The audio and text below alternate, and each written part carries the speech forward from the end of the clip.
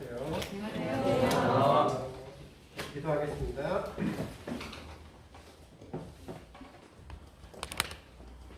사랑이 많으신 아버지 하나님 감사합니다. 오늘도 저희를 이렇게 또 불러 모아주시고 또 이 시간까지 지켜주신 은혜를 감사드립니다. 우리가 함께 찬양하며 또 함께 주님의 말씀을 듣고 주님께 영광을 돌릴 수 있는 귀한 시간이 될 수 있도록 이 시간을 인도해 주시기를 원하오며 부족한 저희 입술을 제만해서 주님의 뜻이 오늘 전해질 수 있도록 인도해 주시기를 원합니다. 우리 예수 그리스도의 이름으로 기도드립니다. 아멘. 오늘 말씀은 에베소서 4장 21절부터 24절까지 말씀드립니다.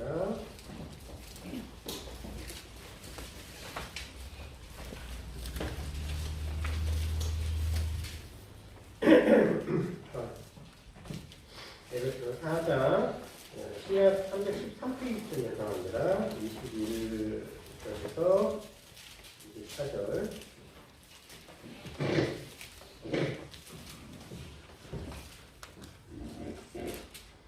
하셨나요? 네. 4장 21절부터 24절까지 제가 읽겠습니다.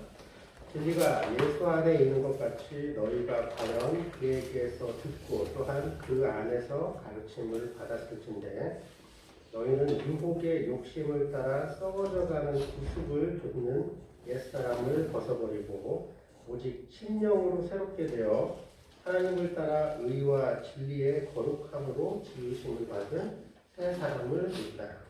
아멘. 오늘 말씀은 우리가 예수 안에서 유혹의 욕심을 따라 썩어져가는 구습을 줍는 옛 사람을 벗어버리고 하나님을 따라 의와 진리의 거룩함으로 지으시는 입은 새 사람을 입으라 이렇게 말씀하신 것을 놓고 좀 이렇게 말씀을 드리고자 합니다. 이 말씀만 이렇게 말씀을 딱 하면은 우리가 그리스도인으로서 믿음을 가지고 난 다음에 실질적으로 삶이 변화를 말씀하는 그런 부분이기도 해요. 우리가 구원 받고 난 다음에 믿음이 있다라고 한다면 과연 구습을 쫓는 옛사람은 어떻게 벗어버리고 그건 도대체 새 사람, 그리스도로 말미암아 덧입은 새 사람은 도대체 무엇인가 이렇게 한번 고민을 해보는 그런 시간이었으면 좋겠습니다. 자, 그러면은 말씀을 떠나서 손을 들거나 대답하실 필요는 없어요. 한번 각자가 자기 마음 안에서 한번 생각을 해보시기 바랍니다. 나는 지금 현재 얼마만큼 옛사람의 구습을 벗어버렸나? 그럼 나는 지금 현재 과연 그리스도, 여기 나오는 의와 진리의 거룩함으로 지으심을 새 사람으로 얼마만큼 입었나? 한번 생각해 보시기 바랍니다. 했을 때에 한번 평가를 한번 내려보시기 바랍니다. 지금 이 순간 나는 과연 얼마만큼의 새 사람을 입었는가 한번 평가를 해보십시오. 잘 살고 있는지. 그럼 이제 답이 대충 나오죠. 잘 살고 있는가? 못 살고 있는가? 그러면은 그리고 이제 답을 안 하셔도 됩니다. 그냥 각자 생각해 보세요. 그러면은 아마 대부분의 성도들은 잘 살고 있지 못하다라고 스스로 생각을 하실 거예요.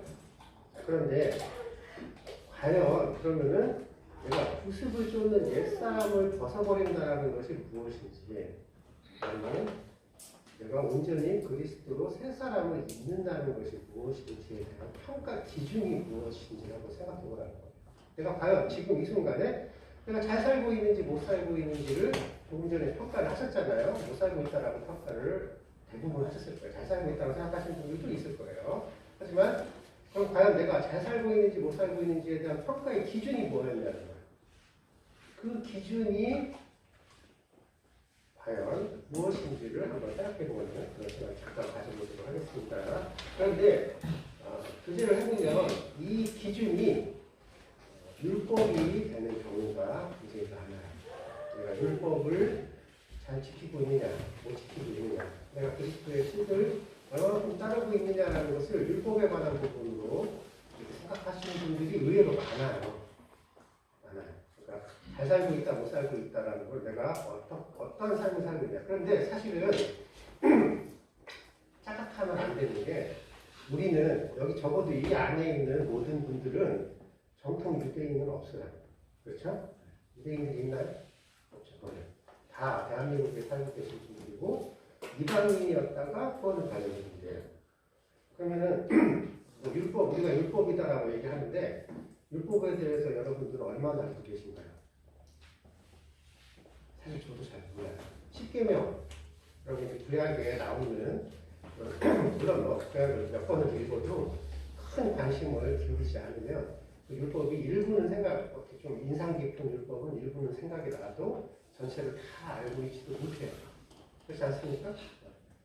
과연 율법을 우리가 지키고 산다는 것은 적어도 우리에게 의미가 없어요. 알지도 못하는 율법을 어떻게 지키고 있어요. 그러면 정통 유대인들이 아닌 이방인으로서 구원을 받은 사람들은 과연 율법이라는 게 뭐냐? 사실은 율법은 없어요. 냉정하게 얘기해서 율법은 없고 뭐냐? 양심이에요. 양심법, 양심. 각자의 양심이 자기 자신을 판단하는 거에 불과해요. 심하게 얘기하자면 결국 양심에 따라 생활을 하는 것밖에 안 돼요. 그럼 자기 자신을 잘 살고 있느냐 못 살고 있느냐라고 판단은 어디서부터 나타나느냐? 율법을 기준으로 삼는 게 아니라 각자의 신앙적 양심에 따라 자기 자신을 판단해요. 그렇죠? 그 신앙적 양심에 따라 내가 잘 살고 있느냐 못 살고 있느냐라는 걸로 자기 자신의 삶을 판단한다는 얘기죠. 물론 그렇지 않은 분들도 있을 수 있어요. 자, 그럼 보기 좀 많이 달았네요. 죄송합니다.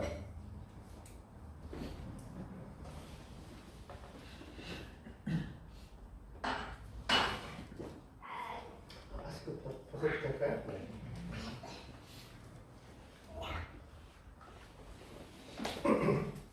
제 얼굴이 가리는 게 많을수록 좋은데 벗어서 얘기할게요. 자,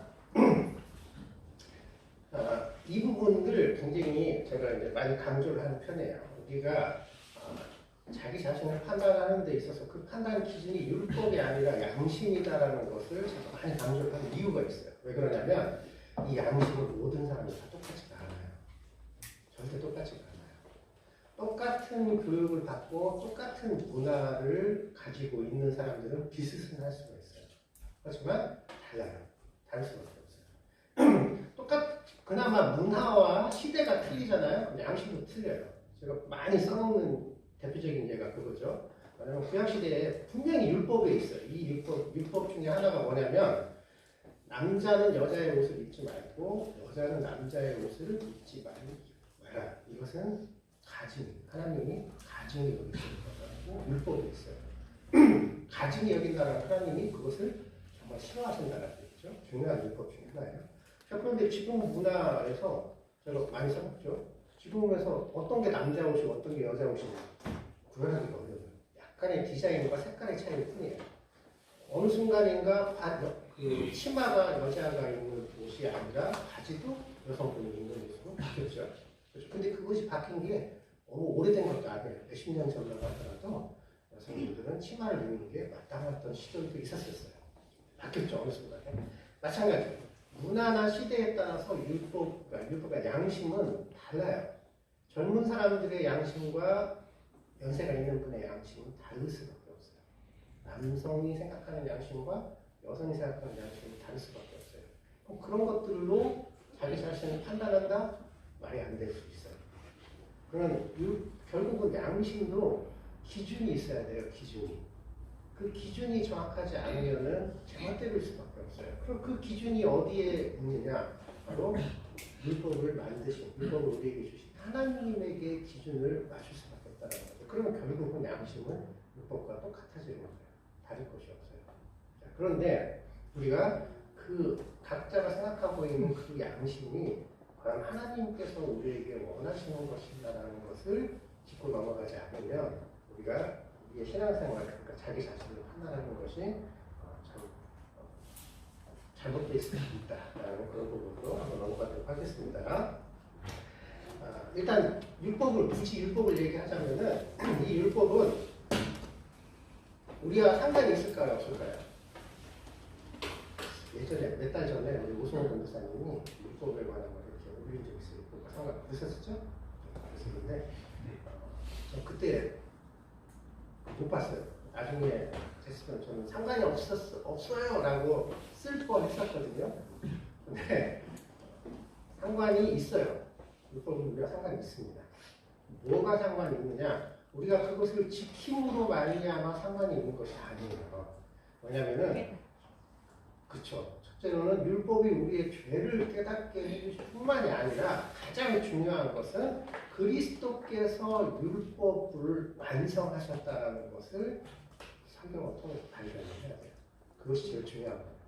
그리스도께서 율법의 완성이다. 그 율법을 온전히 하나님의 율법을 온전히 완성시킨 분이 그리스도라는 것을 깨달을 수 있는 것이 바로 율법을 통해서 깨달아요. 그 모든 율법을 다 알 필요는 없죠. 그냥 대표적으로 우리가 알고 있는 몇 가지만으로도 우리가 그것을 깨달을 수 있어요. 그것은 분명히 중요한 부분이기 때문에 우리의 믿음의 근간이 될 수 있는 부분이 있어요. 그렇기 때문에 우리는 율법과 상관은 있어요. 그러나 분명한 것은 율법을 지킴으로 말미암아 믿음이 온전해진다. 우리의 믿음과 율법과는 상관이 없습니다라는 거예요. 결과적으로는 다 양심이다라는 거죠. 양심이 곧 율법이 된다라고도 되어 있죠.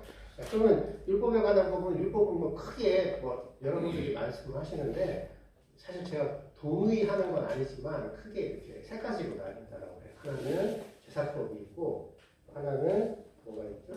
그 민법, 그 도덕법 이렇게 있다라고 해요. 근데 제사법에 관한 부분은 우리가 상관이 없어요. 왜 그러냐면 이미 그리스도가 문제, 제사법이라는 거예요. 하나님과 우리와의 관계를 맞다 말하는 그런 율법이죠. 그거는 온전히 그리스도가 우리를 위하여 온전히 이루셨기 때문에 그걸로 인해서 병을 아무 상관이 없는 거죠. 근데 이제 그렇게 말하는 것도 그러나 민법, 그러니까 사람과 사람 사이의 관계가 되는 율법이나 도덕법을 관한 것은 지금도 유효할 수 있다라고 하시는 분들도 있는데 제가 이제 말씀하고 싶은 건 그런 걸 부정한다라기보다는 결국 그 부분이 문제가 있다는 거예요. 민법이나 도덕법에 관한 부분은 정말로 양심에 관한 부분, 철저히 개인적인 양심에 관한 부분입니다. 아까 얘기했던 거죠. 실제로 제가 이제 이 얘기 아까 그 여자는 남자 옷을 입지 말고 남자는 여자 옷을 입지 말라라는 이런 부분을 언급을 하는 몇몇 교회의 어떤 어르신들은 실제로 그런 분들도 있어요. 그렇지. 여자는 치마를 입어야지. 이런 분들도 있어요. 어르신들 분들은. 왜? 그분은 그러한 시대에 중요하게 살아오셨기 때문에 그러한 부분에 대한 그 기준이라고 하죠. 양심의 기준을 벗어나기는 쉽지가 않아요. 아무리 문화가 바뀌어도. 그렇죠? 네. 이런 부분이 있어요. 자, 그러면은 우리가 오늘 읽었던 이 부분, 유혹의 욕심을 따라 썩어져가는 구습을 쫓는 옛 사람을 벗어버린다. 옛 사람이다라는 것이 무엇이고 새로운 사람, 그러니까 우리가 정말 그리스도인이다라는 그런 기준, 과연 그리스도인이라는 믿음의 기준이 옛 사람을 벗어버린다는 것은 무엇이고 새 사람으로 입으라는 것이 무엇인지를 명확하게 구분을 하는 그런 기준이 양심이 돼서는 안 된다는 겁니다. 왜냐하면 자 한번 생각해 봅시다. 여러분들이 구원을 받기 전과 구원을 받고 난 후에 혹시 양심이 변하는 분이 계신가요? 정말 양심에 큰 변화가 예전에 난 이런 건 없었는데 양심이 확 바뀌었어. 이런 분들이 계신가요?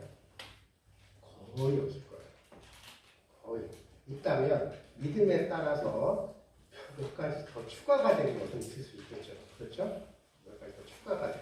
옛날에는 별로 양심에 꺼리지 않았던 것이 믿음이 생기고 나서는 양심에 꺼려지는 것들이 추가가 되는 건 있을 수 있을 거예요. 그렇죠? 뭐, 예를 들어서 뭐 담배를 예전에는 뭐 내 맘대로 폈는데 구원받고 나서 담배를 피우는 것이 양심에 찔린다. 이건 아주 쉬운 예지만 이런 정도의 변화가 있을 뿐이지 기본적인 것은 별 변화가 되지 않았을 거예요. 그렇죠? 왜냐하면 양심이라는 것은 그 사람이 살아오면서 있었던 모든 가치관의 어떤 총합이라고 볼 수 있으니까요. 자, 그러면은 가질 수 있다. 그렇죠? 그렇기 때문에 우리가 우리 자신이 어떻게 살아가는 것이 올바른 것인가 이런 부분을 볼 수가 있겠죠. 그럼 율법에 관한 부분을 좀 더 얘기를 하자면은 율법이 한번 찾아봅시다. 마태복음 22장 35절. 그리고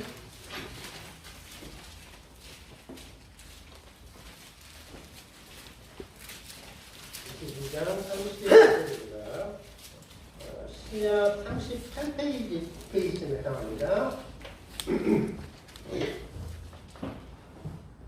신약 38페이지죠. 대부분 22장 35절부터 하겠습니다. 40절까지 제가 이렇게 다 찾으셨나요? 네. 제가 읽겠습니다.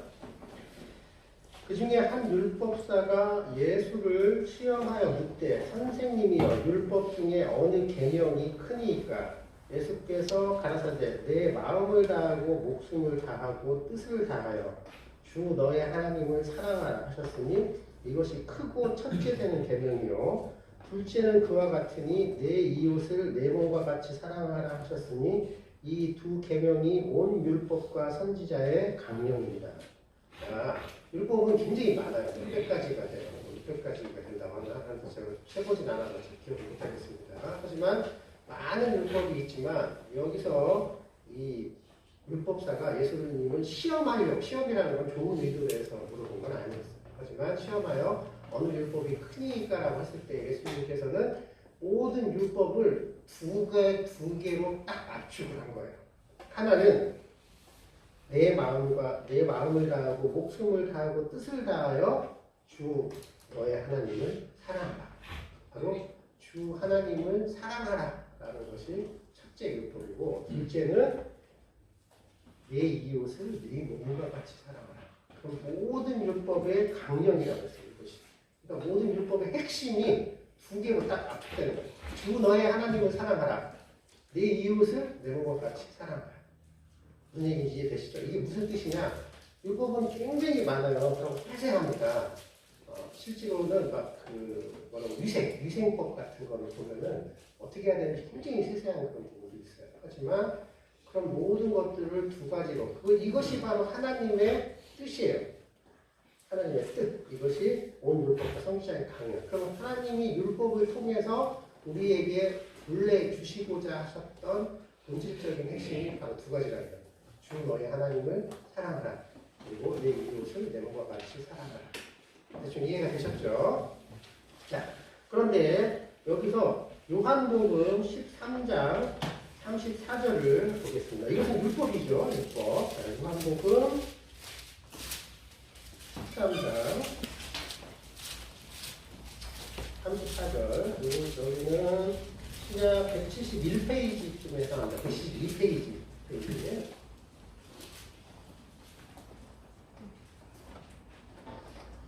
찾았나요?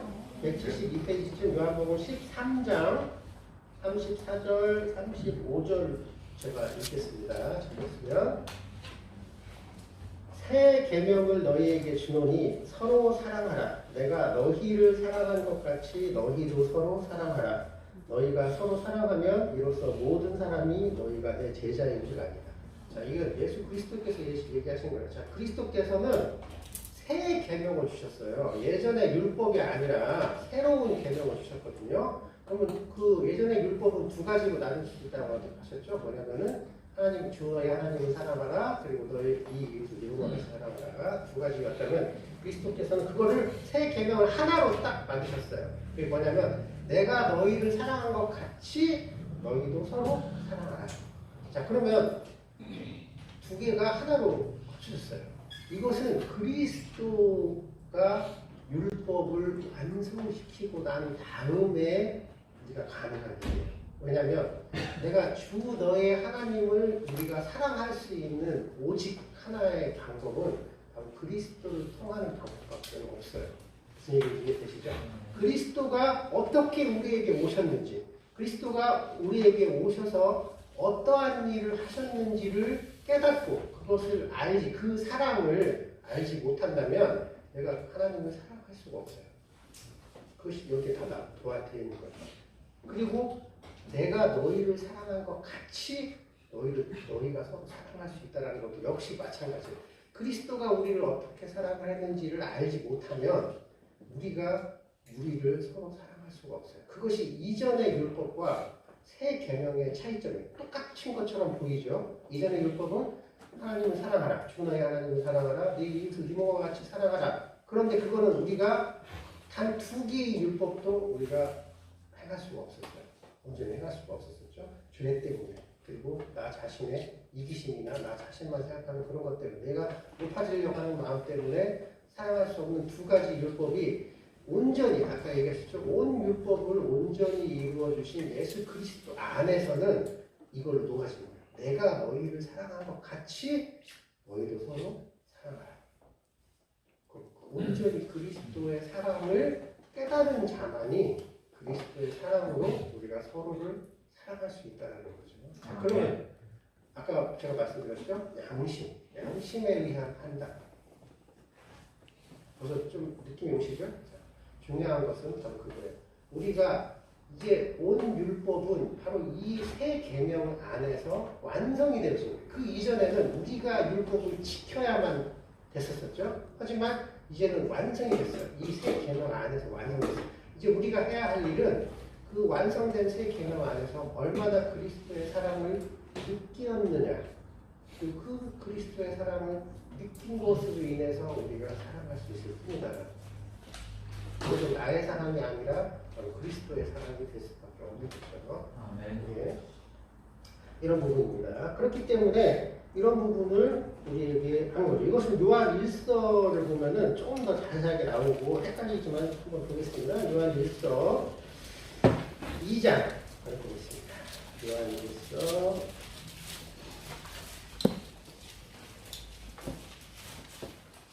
2장 7절부터 7절 8절을 보겠습니다.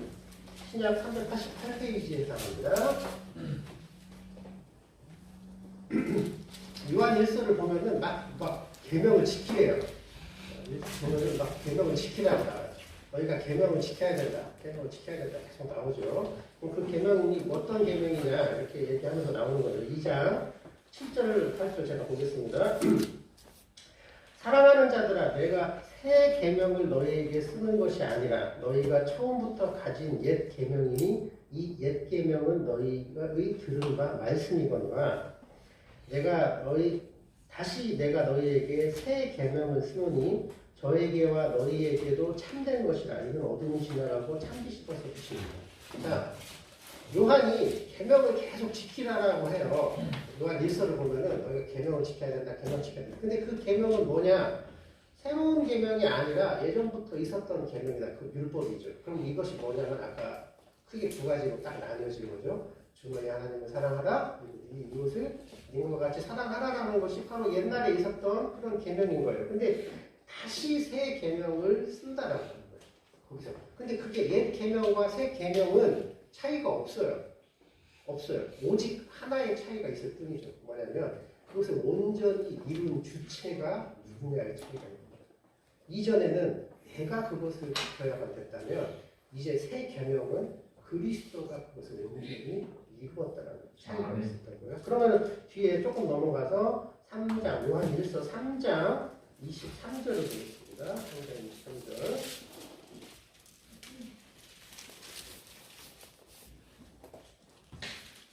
하셨나요? 뒷장입니다.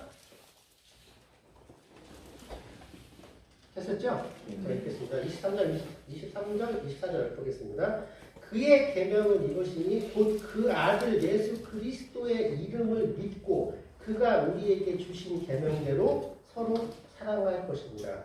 그의 계명들을 지키는 자는 주 안에서 거하고 주는 주 안에 거하나니 우리에게 주신 성령으로 말미암아 그가 우리 안에 거하시는 줄 우리가 압니다. 아까 요한복음에 얘기 나왔죠. 새 계명을 너희에게 주니 너희가 서로 사랑하라. 이렇게 하면 너희가 나의 제자인 줄 알리라. 이렇게 얘기했었죠. 여기서는 뭐라고 했냐면 이렇게 계명을 지키면 주 성령으로 말미암아 그가 그리스도가 우리 안에 거하시는 줄을 우리가 안다. 결국은 뭐냐?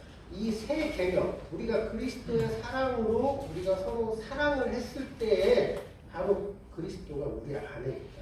아멘. 네. 그것이 바로 핵심인 거예요. 이전에는 내가 지켰어야 할 그런 계명이 그리스도가 내 안에 있다면 그것이 그 그리스도의 사랑으로 우리가 서로 살아갈 수가 있는 거고, 그러한 모습이 곧 내 안에 그리스도가, 또 내가 그리스도 안에, 그리스도가 내 안에 있다는 것에 증거가 되고, 이것이 곧 다른 사람들이 우리를 봤을 때 그리스도의 제자라는 것을 느낄 수가 있다는 거죠. 그러면 대충 답이 나오죠? 자, 그럼 우리가 무엇으로 우리를 판단을 할 것인가? 우리 자신의 삶을 판단을 할 때 아까 대부분의 사람들은 양심으로 자기 자신을 판단하고 했었죠? 자, 그럼 이제 우리가 우리 자신을 다시 한번 판단을 해봐야 돼요. 나는 내 안에 잘 살고 있는 것, 못 살고 있는 것에 대한 판단 기준이 무엇이냐라는 거죠. 나의 양심이 아니에요. 내 안에 그리스도가 계시냐, 계시지 않냐라는 것이 내가 잘 살고 있냐, 못 살고 있냐라는 거에 판단 기준이 달라져야 된다는 겁니다. 이해가 되시나요? 네. 예. 자, 그러면은 내 안에 그리스도가 계신다. 그렇다면은 이제는 그리스도의 사랑으로 우리가 서로 살아갈 수밖에 없어요. 아멘. 내가 잘 살고 있냐, 못 살고 있냐의 기준이 바뀌어야 돼. 나의 양심으로 나 자신을 판단하고 있는 것이 아니라는 거예요. 내가 지금 현재 나의 삶이 그리스도의 사랑을 얼마나 느끼고 있는지를 먼저 생각을 해야 돼요. 내가 그 그리스도의 사랑을 얼마만큼 느끼고 있다라고 한다면, 바꿔서 내가 그 그리스도의 사랑으로 나와 함께하고 있는 사람들을 얼마만큼 사랑하고 있느냐라는 걸로 자기 자신을 판단을 해야 돼요. 내가 잘 살고 있냐, 못 살고 있냐. 그러면 거기에서부터 잘 살고 있냐, 못 살고 있냐라는 걸로 우리 자신을 판단해야 된다는 거예요. 무슨 얘기인지 아시죠? 다른 기준인 거예요.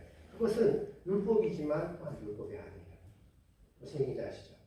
율법이지만 그리스도로 말미암아 완성되어진 새로운 새 계명인 거죠. 아멘. 자, 그렇기 때문에 그러면 이제 여기서 또 나오는 건데, 자, 우리가 서로를 사랑한다라고 이렇게 얘기를 한다고 하죠. 아까 얘기가 이제 좀 제가 이 얘기를 했던 이유는 사실은 지금도 그렇고 많은 분들이 서로를, 그러니까 자기 자신을 판단하는 데 있어서 양심에 따라 판단을 할 뿐만이 아니라, 문제는 다른 성도들 또는 다른 사람들을 판단을 하는 데 있어서도 각자의 양심에 따라 판단을 하는 경우가 너무 많아요. 그랬을 때 우리가 교회 안에서 이런 얘기를 많이 들어봤을 거예요. 상처를 받았다, 부딪힘이 있다, 이런 모든 것들은 다 거기서부터 나타나는 거예요. 기준이 잘못된 거예요. 기준이. 그리스도의 본질적인 그리스도의 하나님의 원래의 하나님의 온전한 뜻은 그게 아닌 거예요. 하나님의 뜻이 그러한 양심, 율법과 양심을 애초에 우리에게 주신 목적은 결국은 그리스도를 찾게 하기 위해서 위한 것이 뿐인 거예요. 정정하게 얘기해서는 우리에게 율법을 주신 이유, 우리에게 양심을 주신 이유의 모든 핵심은 그것이 우리로 하여금 어쩔 수 없이 자기 자신은 그것을 지킬 수 없기 때문에, 그것이 온전하지 못하기 때문에 그리스도를 만나게끔 하는 모든 것이다라고 생각을 해야 되는 거예요. 그런데도 불구하고 우리는 양심을 지금도 가지고 있어요.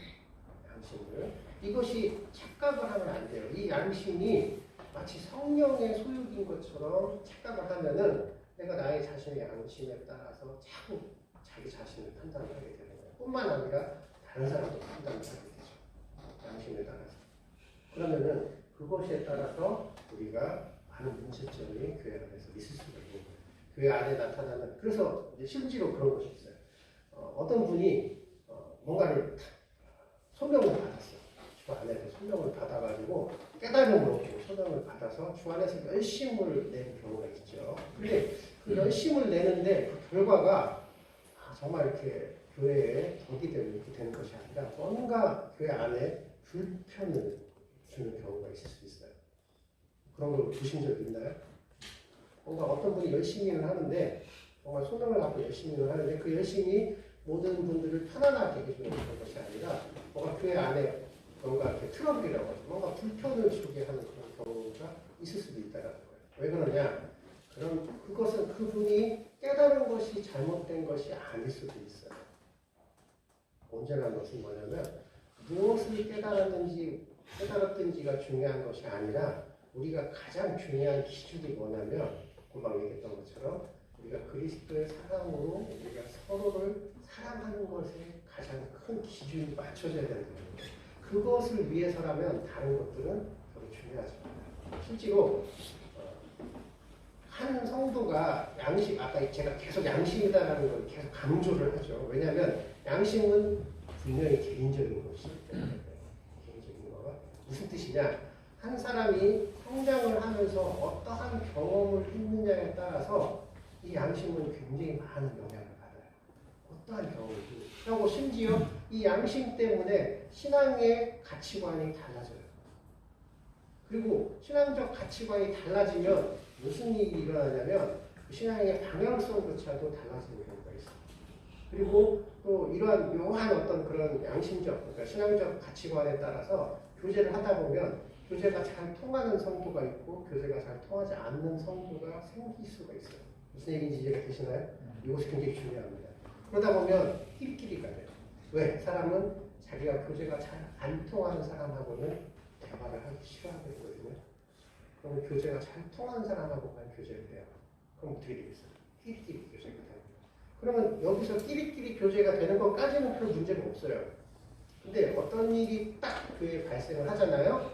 그러면 틀림없이 끼리끼리인 분들끼리 맞지가 않아요. 뭔가 그게 무슨 일이 생겼어.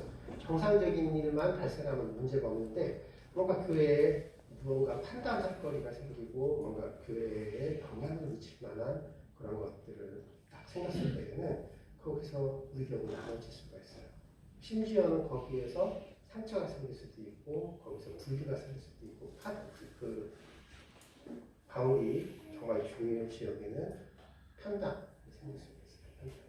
그런 일은 어쩔 수 없어요. 사람은 다 틀리기 때문에. 모든 사람이 다 틀리고 모든 사람의 생각이 다르기 때문에 그렇기 때문에 우리가 정말 중요시 여기는 것은 중요시 여겨야 될 건 뭐냐면 가장 첫 번째 기준으로 삼아야 되는 것이 무엇이냐가 중요한 거예요. 우리가 그리스도로 말미암아 왜? 그리스도께서 우리에게 해주신 가장 큰 것이 뭐냐면 바로 우리를 하나님과 화목하게 하신 것이 가장 큰 일이에요. 우리가 죄로 말미암아 하나님과 화목할 수가 없었어요. 그런데 그리스도께서 우리에게 해주신 가장 큰 일은 뭐냐면 우리가 죄로 인해서 화목할 수 없는 그것을 우리의 죄를 담당하시고 우리의 죄를 사하여 십자가에서 사하여 주심으로 말미암아 우리가 하나님과 화목할 수 있었다는 거예요. 그것이 원래 하나님의 목적이에요. 그리고 그것으로 말미암아 우리가 서로 화목해야 되는 것이 또한 하나님의 본질적인 뜻이에요. 그렇기 때문에 화목을 가장 먼저 우선시하지 않는다면 주객이 전도되는 것이 될 수 있어요. 주객이 전도가. 내가 아무리 뭔가를 그럴듯한 것을 깨달았다 할지라도 그것으로 말미암아 화목이 깨진다라고 한다면 주객이 전도가 되는 거예요. 그 얘기가 제가 잘 사용하는 예가 있죠. 그게 고기입니다. 고린도서에 나오는 고기와 로마서에서 나오는 고기가 동일해요. 한번 찾아볼까요? 로마서 14장. 아마 이거 지난번에 얘기했었을 거예요. 로마서 14장.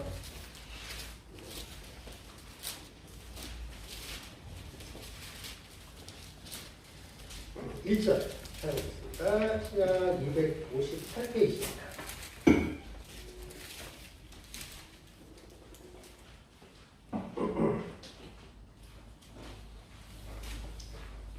하셨나요? 제가 읽겠습니다. 그냥 로마서 한번요 제가? 네, 로마서 14장 순간적으로 로마서 14장 1절부터 보겠습니다. 믿음이 연약한 자를 너희가 받되 그의 의심하는 바를 비판하지 말라. 어떤 사람은 모든 것을 먹을 만한 믿음이 있고 연약한 자는 채소를 먹느니라. 먹는 자는 먹지 않는 자를 업신여기지 말고 먹지 못하는 자는 먹는 자를 판단하지 말라. 이는 하나님이 저를 받으셨습니다. 자, 이게 무슨 뜻이냐면 이게 여기서 얘기하는 고기는 고린도서 얘기하는 고기하고 동일하다고 생각하시면 돼요. 고린도서를 잠깐 얘기한다면 고린도 지역은 항구 도시예요. 그러니까 항구 도시에 있는 특성상 굉장히 많은 우상이 있어요. 왜냐하면 바다를 인접한 사람들은 바다의 어떤 그런 변화성 때문에 미신이 많을 수밖에 없거든요. 그래서 고린도 지역에는 굉장히 많은 그 신전이라고 하죠. 이방 신전이 있었어요. 그래서 이방 신전에 드려지는 재물, 그러니까 소나 양이나 염소 이런 거겠죠. 재물들이 굉장히 많이 바쳐졌기 때문에 그 재물들을 잡으면 어떻게 돼요? 요새같이 냉장고가 없는 옛날 시대에는 한 3, 4일만 지나면 썩잖아요. 그렇기 때문에 신전에서 도축이 잡혀져 있던 재물로 바쳐진 고기들의 상당량이 시장에서 팔았대요. 그렇기 때문에 반대로 얘기하면 시장에서 거래가 되는 고기들의 상당 부분은 바로 우상에게 드려진 그 재물이었던 거죠. 이해가 되시죠? 자, 그럼 문제는 이것이 고린도 지역에서도 마찬가지고 이 로마 지역에서도 마찬가지지만 아까 얘기했던 양심이죠. 양심. 이것이 어떤 사람들의 믿음은 이것이 아무것도 아니다라는 것을 여기서 보면은 모든 것을 먹을 수 있는 믿음. 이것은 뭐냐면 말 그대로 그것을 알게 되는 거예요. 율법은 우리에게 아무것도 아니다. 우리가 율법으로 말미암아 온전히 된 것이 아니기 때문에 고기는 아무것도 아니다. 어차피 이 세상에 있는 참신은 하나님 한 분뿐이기 때문에 우상은 아무것도 아니다라는 믿음이 있는 사람들은 그 고기를 먹는 데 있어서 아무 문제가 없어요. 근데 문제는 그 고기를 먹지 못하는 믿음을 가진 자들도 있는 거예요. 그냥 그 양심에 의해서 판단을 하는 사람들은 어떻게 우상에게 바쳐진 재물을 먹을 수 있느냐. 무슨 얘기인지 이해되죠? 이거는 고기의 문제이지만 다시 얘기한다면 율법과 양심에 관한 부분이죠. 율법에 자유케 되어져 있느냐, 율법에 자유로운 믿음을 가지고 있느냐, 아니면 아직도 율법과 양심에 얽매여 있는 믿음을 가지고 있느냐의 차이인 거예요. 대충 이해가 되시나요? 제가 오늘 얘기하고자 하는 것도 그거죠. 우리를 판단하는 그 판단 기준이 양심이 되어서는 안 된다. 하지만 이렇게 얘기를 해봐야 결국은 사람들은 자기 자신의 삶을 양심에 따라서 판단을 할 수밖에 없어요. 무슨 얘기인지 이해가 되시죠? 여러분들도 마찬가지고 저도 마찬가지예요. 그것이 잘못됐다는 얘기는 아닙니다. 좀 더 시간이 되는 얘기 말씀드릴게요. 자, 그러면 여기서 고기를 먹는 믿음과 고기를 먹지 못하는 믿음을 가진 자가 발생을 하는데 문제는 고린도 교회에서도 그렇고 로마 교회에서도 그렇고 그것이 별로 아름답지가 못했던 거예요. 왜? 여기서 나오죠. 먹는 자는 먹지 않는 자를 업신여기고 또는 먹지 못하는 자는 먹는 자를 판단하게 돼요. 가령 먹을 수 있는 믿음을 가진 사람은 먹지 못하는 사람들을 보고 업신여기는 거예요. 아직도 지금 구원받은 지 몇 년 됐는데 아직도 그냥 그런 거기에 얽매여 있냐 이렇게 업신여기가 되는 거고 또 먹지 못하는 자는 먹는 자를 판단하는 게 차차차 구원받은 사람들처럼 믿음이 앞서간다는 사람이죠. 우상 숭배를 한 고기를 먹냐라는 걸로 판단을 하게 되죠. 쉽게 얘기를 한다면요. 이런 것들이 로마에서도 있었고 고린도 지역에도 있었어요. 특히 바로 문제가 뭐냐면 율법에 관한 부분이 있었던 것이죠. 그러면은 여기서 중요한 것은 그러면 뭐가 더 나은 믿음일까요? 고기를 먹을 수 있는 믿음이 더 나은 걸까요? 아니면 먹지 못하는 믿음이 나은 걸까요? 뭐가 나을까요? 대충 생각해보면 당연히 율법에 얽매여져 있는 고기를 먹지 못하는 믿음보다는 고기를 먹을 수 있는 믿음이 더 나은 걸 수도 있죠. 그렇죠? 하지만 핵심은 그게 아니다는 거죠. 네, 제가 얘기했죠. 먹을 수 있느냐, 먹을 수 없느냐의 그 믿음의 기준으로 삼으면 아무것도 되지가 않아요. 우리의 믿음의 가장 기본적인 믿음은 뭐냐면 주 예수 그리스도가 너를 사랑한 것 같이 네가 서로 사랑할 수 있느냐 없느냐 그것이 온전한 판단 기준이 되어진다. 그래서 바로 다음 장을 넘어가면 15장에 이렇게 나오는 겁니다. 15장 1절 2절 보겠습니다. 쭉 얘기가 나와요. 한번 나중에 읽어보십시오. 자, 15장 1절, 2절 제가 읽겠습니다. 찾으셨죠? 네. 우리 강한 자가 마땅히 연약한 자의 약점을 담당하고 자기를 기쁘게 하지 아니할 것이라. 우리 각 사람이 이웃을 기쁘게 하되 선을 이루고 덕을 세우도록 하십니다. 여기서 얘기하는 건 뭐냐면 그거예요. 만약에 너의 믿음이 강하냐? 그렇다면 연약한 자의 약점을 담당해라. 왜? 그것이 그리스도가 하신 일이기 때문에. 그리스도가 이 세상에 오셔서 하신 일의 핵심이 바로 이거예요. 우리가 연약하여서 할 수 없었던 일, 그게 뭐냐면 우리가 죄의 사로잡, 죄의 종으로서 죽을 수밖에 없는 운명, 하나님과 함께 할 수밖에 없었던 그런 것들을 그리스도께서 우리의 약점을 담당하십니다. 가장 큰 약점이 뭡니까? 바로 죄인 거죠. 죄를 담당하셨단 말이에요. 우리의 약점을 담당하셔서 그것을 해결하신 것이 바로 그리스도입니다. 그리스도께서 하시는 일이 바로 그거예요. 강한 자가 우리의 연약한 부분을 담당하셨다는 거죠. 그리스도를 닮아간다는 것은 무언가를 깨닫는 것도 중요합니다. 하지만 기본적, 가장 본질적인 것은 그리스도를 닮아간다는 것은 바로 연약한 자의 약점을 담당해준다. 업신여기는 것이 아니다. 이해가 되시나요? 그래서 찾아보진 않겠지만 고린도에서, 고린도 전서에 나오나요? 서에 나오나요? 거기서 나오는 고린도에서 고기를 먹지 못하는 거에서 바울이 내린 결론은 뭐였냐면 이거였어요. 아시나요? 연약한 자의 양심을 위해서 나는 영원히 고기를 먹지 않겠다는 거죠. 고기를 먹을 수 있는 믿음을 가지고 있는 바울이. 왜? 연약한 자의 양심을 위해서. 이것이 바로 제가 말씀드리고자 하는 그거입니다. 새 개념. 우리에게 율법이 어떤 의미냐, 양심이 어떤 의미냐, 이런 부분은 아무것도 아닐 수도 있다는 거예요. 가장 중요한 것은 바로 그거죠. 그러니까 그리스도의 사랑을 깨닫는 것. 자, 그럼 여기서 또 아까 얘기했었던 거죠. 그럼 그 양심은 의미가 없느냐? 의미가 있을 수 있어요. 왜냐하면 양심을 따라서 그리스도의 사랑을 느낄 수가 있다는 거죠. 이것도 중요한 부분입니다. 우리의 믿음은 두 가지가 있을 수 있는 거예요.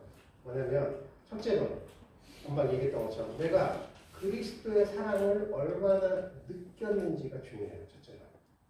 둘째로는 내가 그 그리스도의 사랑으로 얼마나 사랑을 하고 있느냐가 중요한 거예요. 그럼 둘째가 되기 위해서는 그리스도의 사랑으로 내가 다른 성도를 사랑하기 위해서는 첫째로 그리스도의 사랑을 얼마나 느꼈느냐가 중요한 거예요. 그것을 모르면 사랑할 수가 없어요. 내가 그리스도의 사랑을 느끼지를 못해요. 그럼 도대체 어떻게 사랑을 하겠습니까? 그거는 나의 사랑이죠. 나의 생각이죠. 자, 그러면은 거기에서 그리스도의 사랑을 얘기하는 것을 얘기를 하는 데 있어서는 그거예요. 두 가지 말씀을 드릴 수가 있는데, 첫째로는 많이 상담을 받은 자가 많이 사랑한다. 무슨 뜻인지 이해가 되시죠? 많이 상담을 받은 자가 많이 사랑을 해요. 무슨 뜻이냐면 내가 내 안에서 자기 자신을 봤을 때 내가 얼마나 많은 부족함과 얼마나 많은 약점, 그것이 죄일 수 있겠죠. 죄일 수도 있어요. 근데 비단 구원받은 사람은 죄만이 아닐 수 있어요. 무슨 얘기인지 아시죠? 나의 모든 약점. 이거는 이제 죄, 굳이 양심적인 얘기를 한다면 이런 것이 있을 수 있어요. 어떤 분은 이게 약점이 다 달라요. 약점이 다 달라요. 어떤 분은 이 부분이 약하고 이 부분이 강해요. 어떤 분은 이 부분은 강한데 저 부분은 약해요. 이런 부분이 있을 수 있어요. 예를 들어서 신앙의 고민이 다를 수 있어요. 극단적인 예를 들자면 극히 가난한 분이 있다라고 해요. 하루하루를 먹고 살기 어려울 정도로 극히 가난한 분이 있다면 그분의 신앙의 고민 중에 상당수를 차지하는 것은 이 가난에 의한 유혹이, 그 흔들림이라고 하죠. 가난에 의한 고민이 신앙의 고민의 상당 부분을 차지할 수 있을 거예요. 하지만 굉장한 부자라면 그런 고민을 거의 하지 않겠죠. 그러면 다르잖아요. 고민 얘기가 달라요. 어떤 분은 몸이 굉장히 아픈 분이 있을 수 있어요. 근데 그러면 그 몸이 굉장히 아픈 분은 신앙의 고민과 신앙의 어떤 의지나 그리스도의 느끼는 사랑의 대부분이 어떤 몸의 고통에 영향을 받을 수도 있어요. 하지만 몸이 건강한 사람이라면 그런 부분이 상관이 없겠죠. 무슨 얘기인지 이해가 되시죠? 자, 바울도 대충 얘기를 하면 바울을 대표적으로 하는 바울은 우리가 자기 자신을 본받으라고 할 정도로 믿음의 큰 어떤 그렇죠. 선진이라고 할 수 있죠. 하지만 바울도 육신에 사단의 가시가 있었어요. 그 육신의 사단의 가시를 분명히 굽는 성도가 있었다는 거예요. 너희가 눈이라도 떼어 주을 것이다라고 바울이 감사를 했던 그런 성도가 분명히 있다는 거예요. 무슨 뜻이냐? 서로의 약점을 다 달라요. 그렇다면 우리가 어떠한 성도를 봤을 때 부족한 부분이 있을 수 있어요. 저 성도는 도대체 왜 저러지? 이렇게 됐으면 그 성도를 봤을 때 그 판단이 자기 자신의 양심에 의한 판단으로 그 성도를 보면 부족한 형제요, 문제가 있는 형제로 볼 수 있어요. 하지만 그리스도의 마음으로 본다면 내가 저 형제를 어떻게 도울 수 있을까라는 걸로 바뀌어야 된다는 겁니다. 무슨 얘기인지 이해가 되시죠? 왜? 그리스도께서 나를 도우셨기 때문에. 이게 핵심이에요. 내가 얼마나 그리스도의 사랑을 느꼈냐, 내가 얼마나 나의 약점, 나의 문제점, 나의 죄를 많이 느끼고 있느냐가 그리스도의 사랑을 많이 느낄 수 있느냐의 척도가 될 수 있다는 거예요. 그렇기 때문에 아까 얘기했던 것처럼 양심이 정말로 선한 양심이라고 하죠. 선한 양심. 선한 양심이 찾아간다라고 하는 것은 내가 얼마나 선한 양심을 가지고 있느냐라는 것은 반대로 내가 그리스도의 은혜를 얼마나 많이 느끼고 살고 있느냐라는 거에 척도가 될 수 있어요. 무슨 얘기인지 이해가 되시나요? 중요해요. 내가 내 자신이 얼마나 못나고 어리석고 죄인이다라는 것을 많이 느낄 수 있는 선한 양심을 가진 자는 통회하는 영혼이 될 수밖에 없어요. 자기 자신을 정말 그리스도 앞에서 낮출 수밖에 없고 반대로 낮추면 낮출수록 그리스도의 은혜를 많이 경험할 수 있다. 그것을 경험을 해야 반대로 그러한 나와 똑같은 어쩌면 더 부족한 어떠한 성도를 바라볼 때에 내가 그리스도께 얼마나 많은 은혜를 받았는지에 따라서 그 성도를 도울 수 있는 그런 힘이 될 수 있다는 겁니다. 그렇기 때문에 그것이 우리 안에 신앙의 그런 것들이 같이 균형을 이루어야 돼요. 내가 얼마나 많이 자기의 정말 선한 양심으로 그리스도의 길을 쫓아가느냐, 또 그런 것들을 느꼈다면 내가 어떻게 그것으로 말미암아 성도를 살아갈 수 있느냐는 거죠. 그 얘기가 나중에 일반 달란트를 탕감받은 자가 데나리온의 빚을 지은 자기의 동료를 용서하지 못했어요. 그렇죠? 그 이유는 그 사람은 1만 달란트의 빚을 탕감받은 것을 얼마나 귀한지를 제대로 인식을 못한 거예요. 무슨 얘기인지 알죠? 그 은혜가 얼마나 큰 은혜를 받았는지를 제대로 인지를 못한 거예요. 만약에 그것이 정말로 일반 달란트라는 거는 그 개인이 소유할 수 있는 돈이 아니라 국가 단위의 돈이거든요. 왜냐하면 한 달란트는 정확하지 않아도 대략 한 30kg 정도 된다라고 생각하면 돼요. 그럼 금 한 달란트라는 거는 금 30kg라는 얘기예요. 그럼 무슨 얘기인지 아시죠? 그것만 한 달란트도 어마어마해요. 근데 1만 달란트라는 거는 국가 단위의 무슨 뜻이냐? 1만 달란트라는 것은 무슨 뜻이냐면 한 사람이 도저히 절대 갚을 수 없는 빚이라는 뜻이에요. 무슨 얘기인지 이해되시죠?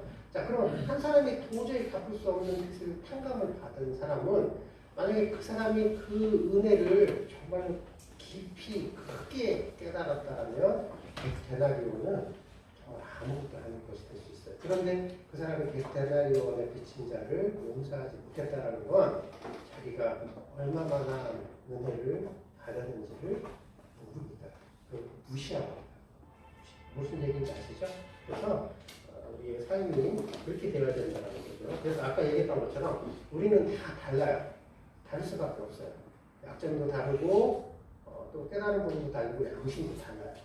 그러한 것들은 각자 자기 자신의 그 균형을 그 판단 기준을 어디다가 맞추느냐라는 것을 정확하게 인지를 하지 못하면 엉뚱하게 자기 자신을 판단할 수 있고 또한 엉뚱하게 다른 사람을 판단할 수가 있어요. 이것을 중요시 여겨줘야 된다는 겁니다. 그래서 한번 이것도 찾아볼까요? 고린도 후서 5장을 보겠습니다. 고린도 후서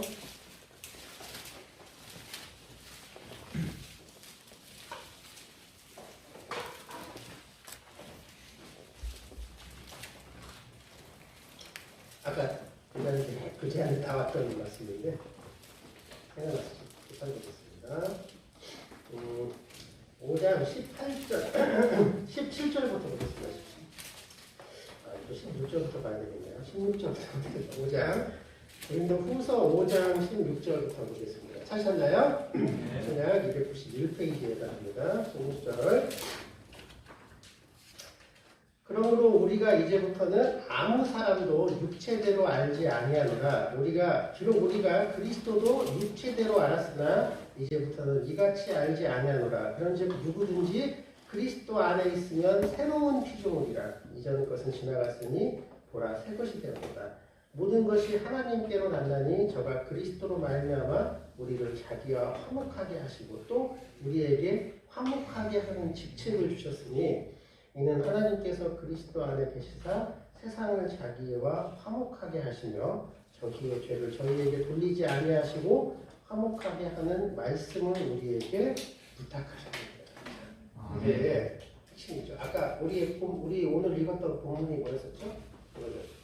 유혹에 따라 섞어져가는 구습을 줬는 옛 사람을 벗어버리고 그리고 새 사람, 진리와 의로 인한 새 사람을 입으라. 자, 그럼 여기서 나오는 것이 이거와 연결이 되는 거예요. 우리가 이제부터는 아무도 육체대로 알지 않는다는 거예요. 육체대로 알지 않는다는 건 뭐겠어요? 우리가 새로운 관계가 되는 거죠. 이전에는 육체대로 알았다는 건 뭐냐면 육체에 속한 사람이 바로 율법과 양심으로 인해서 판단을 받는 사람이에요. 그렇죠? 하지만 이제 그리스도 안에서는 율법과 양심으로 인해서 판단을 받는 것이 더 이상 아니에요. 이제는 우리에서는 뭐냐면 사랑이고 여기서 화목이라고 하죠. 화목케 하는 직책을 주셨고 화목케 하는 말씀을 우리에게 부탁하셨다고 하셨어요. 그럼 이제는 바로 그거 하나님과 우리가 먼저 화목해야 되고 아까 모든 율법이 바로 그거죠. 주 너의 하나님을 사랑하라. 그리고 네 이웃을 이웃과 같이 사랑하라. 이것이 바로 그리스도로 인해서 완성이 됐다라면은 바로 그리스도로 인해서 우리가 해야 된다는 얘기죠. 이런 부분이 있어요. 그래서 우리가 지금 읽었던 게 에베소서였었죠. 그래서 에베소서 한번 다시 가볼까요? 에베소서 4장. 4장을 보셨죠? 4장.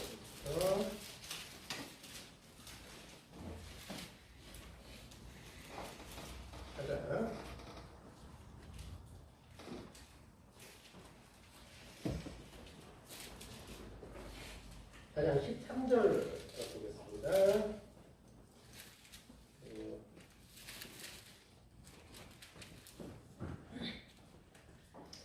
11절부터 볼까요? 사실 약간 즉흥적으로 하기 때문에 왔다 갔다 해서 죄송합니다. 11절부터, 이것은 4장 11절부터 보겠습니다. 11절. 찾으셨나요? 네. 그가 혹은 사도로 혹은 선지자로 혹은 복음 전하는 자로 혹은 목사와 교사로 주셨으니 이는 성도를 온전케 하며 봉사의 일을 하게 하며 그리스도의 몸을 세우려 하십니다. 우리가 다 하나님의 아들을 믿는 것과 아는 일에 하나가 되어 온전한 사람을 이루어 그리스도의 장성한 분량이 충만한 데까지 이르리니 이는 우리가 이제부터 어린아이가 되지 아니하여 사람의 괴술과 간사한 유혹에 빠져 모든 교훈의 풍조에 밀려 요동치 않게 하려 합니다. 오직 사랑 안에서 참된 것을 하여 범사에 그에게까지 자랄지니라. 그는 머리니 곧 그리스도라. 그에게서 온 몸이 각 마디를 통하여 도움을 입음으로 연락하고 상합하여 각 지체의 분량대로 역사하여 그 몸을 자라게 하며 사랑 안에서 스스로 세웁니다. 아, 네. 제가 굉장히 좋아하는 말씀이기 때문에 다시 한번 말씀을 드려요. 그건 뭐냐? 우리 안에 아까 얘기했던 것처럼 지체가 정말 다양해요. 모든 사람이 심지어는 정말 모든 사람이 비슷한 것처럼 보여도 다를 수 있을 정도로 지체가 다양합니다. 그러니까 여기서는 이제 은사에 관한 부분을 얘기를 했는데 각각의 모든 성도들은 각각의 은사가 있을 수 있어요. 물론 은사를 아직 모르는 분들도 있고 나에는 은사가 없다라고 착각하시는 분들도 있을 수 있어요. 하지만 분명히 아까 얘기했죠. 내가 주 안에서 그리스도 안에서 강하다라는 것은 상대적인 거예요. 절대적으로 강한 사람은 없어요. 바울도 그 육신이 약했던 것처럼 나에게는 약점도 있지만 또한 강한 부분이 있어요. 그러면 그런 나의 약점은 누군가 강한 사람이 채워주는 거고 또한 나의 강함은 누군가의 연약한 부분을 감당함으로 말미암아 우리가 온전한 것을 이루는 거예요. 여기서 얘기하는 것은 이거죠. 55절 한번 다시 한번 보겠습니까?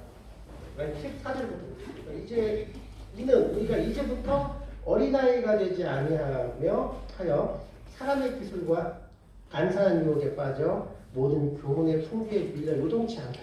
이제 어린아이와 같은 신앙을 버려야 된다는 얘기죠. 근데 착각하는 게 있어요. 어린아이 같은 장성한 자가 될 수 있는 것이 개인이 이룰 수 있는 것이 아니라는 거예요. 착각하기 쉬워요.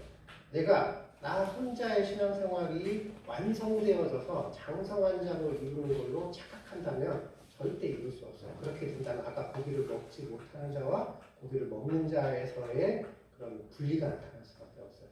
핵심은 그게 아니에요. 제가 오늘 말씀드리고자 하는 핵심은 그게 아닌 거예요. 장성한 자의 분량은 어디서부터 나타나느냐. 15절 오직 사랑 안에서 참된 것을 하여 범사에 그에게까지 자랄지니라.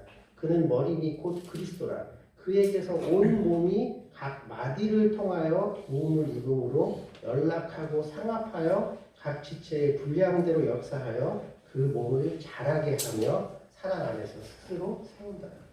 네. 우리가 장성한 자의 믿음으로 나아가는 핵심은 어디냐? 그는 율법에서 벗어났느냐 벗어나지 않았느냐가 핵심이 아니에요. 내가 지체 안에서 강한 나의 안에 있는 강한 부분으로 다른 연약한 자의 약점을 담당할 수 있느냐 없느냐에서 바로 장성한 자가 장성하지 않는 자가 갈라지는 핵심입니다. 거기입니다. 무슨 얘기인지 이해가 되시나요? 그것이 내가 강한 자가 될 수 있는 방법. 강한 자가 곧 이기는 자예요. 이기는 자가 곧 장성한 자예요. 그러면 장성한 자는 바로 여기서 나오는 것처럼 연락하고 상합, 바로 연합에서부터 나올 수가 있어요. 네. 거기서 각 마디를 통하여 도움을 입는다고 하죠. 그리스도는 머리예요. 그리스도는 머리인데 이 머리에 내 손이 직접 붙어 있는 게 아니에요. 무슨 얘기인지 아시죠? 손이 손의 역할을 하려면 머리의 명령을 받지만 바로 손은 팔과 어깨와 허리와 연결이 되어 있어야만 비로소 힘이 있을 수가 있어요.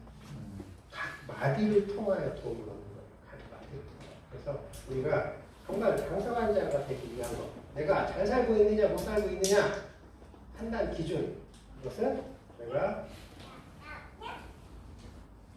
갑자기 왜 막히지? 잘 살고 있느냐 못 살고 있느냐 판단 기준. 그것은 바로 그거라는 거예요. 내가 그리스도의 사랑으로 다른 성도의 약점을 감당하고 있느냐, 감당하고 있지 못하고 있느냐, 그것이 내가 잘 살고 있느냐, 못 살고 있느냐라는 거에 판단 기준이다. 만약에 내가 다른 성도를 약점을 감당하고 있지 못하고 있다라고 만약에 판단이 됐다라고 하잖아요. 그럼 어디를 돌아봐야 되겠어요? 뭘 돌아봐야 되겠어요?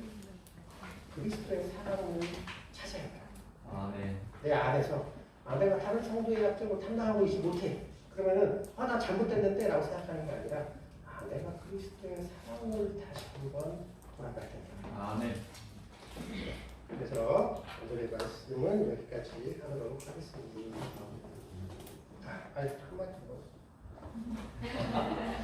이게 기본적으로 설교를 하면 안 돼요. 안 되는데 아쉬우니까 이거 한 번만 더 찾아볼까요? 고린도 전서 3장 9절. 생각나시면 찾아보시죠. 고린도 전서 3장